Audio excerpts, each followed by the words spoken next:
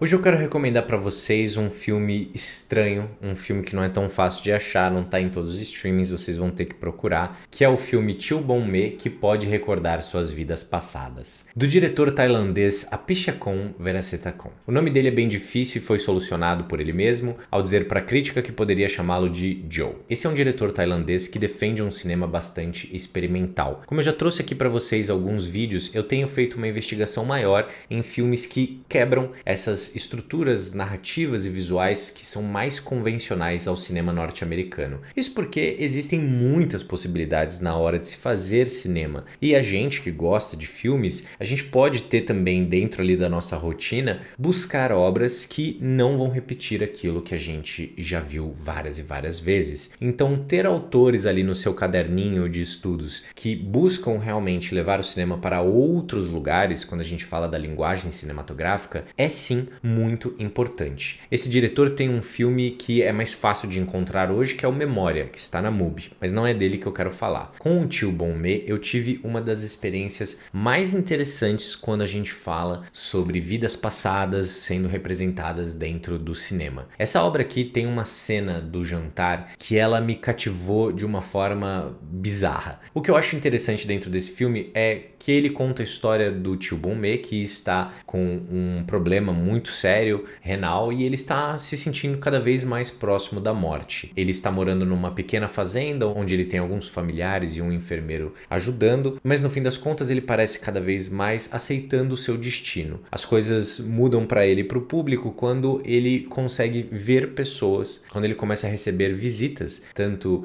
de espíritos como também do seu filho que estava desaparecido há muito tempo e que volta para casa completamente diferente, não mais na forma de um ser humano. O legal desse filme é o quão desafiador, o quão diferente ele é de tudo que eu já vi. Dentro dessa obra, nós temos momentos visuais que são inesquecíveis, mistérios visuais que são apresentados para o público, mas ainda assim falando sobre algo extremamente universal, que é justamente como lidamos com a morte e também com o que não entendemos à nossa volta. Afinal de contas, tem muita coisa que a gente não consegue explicar, muita coisa que a gente não consegue se conectar, mas que nem por isso não está lá. E é justamente isso que eu sinto dentro desse filme, onde o diretor me leva para uma viagem mística, onde eu comecei a refletir sobre certos aspectos, sentir certas coisas que eu não tinha sentido ainda. E eu acho que quando um filme consegue fazer isso com a gente, realmente o poder do cinema é levado à sua máxima força. É claro que essa não é uma experiência convencional, você vai estar indo atrás de um filme diferente, de um filme que geralmente ficaria mais restrito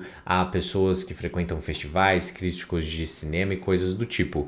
Mas, particularmente, eu tenho ficado cada vez mais interessado nesse realizador e achei que seria muito interessante trazer ele aqui para vocês. Afinal de contas, eu sei que tem muitas pessoas que acompanham o meu trabalho que estão estudando cinema ou que simplesmente querem ter uma relação mais profunda com os filmes e que não querem ver apenas o mais do mesmo, que também em determinados momentos ali gostam de investigar obras diferentes, obras que nos desafiam em lugares que a gente nem consegue imaginar. Eu acho que esse aqui é um diretor que faz isso muito bem, é um diretor que tem um domínio da linguagem e principalmente um interesse muito grande em experimentar, faz parte do seu trabalho. E quando a gente fala em experimentar dentro do cinema, a gente pode pensar em como você consegue traduzir certas temáticas, como você consegue levantar para o público uma jornada diferente do que a gente está acostumado, mas ainda assim com toda a certeza do diretor em si no que ele está propondo para nós. Nós aparentemente viajamos para vidas passadas, temos momentos de pura contemplação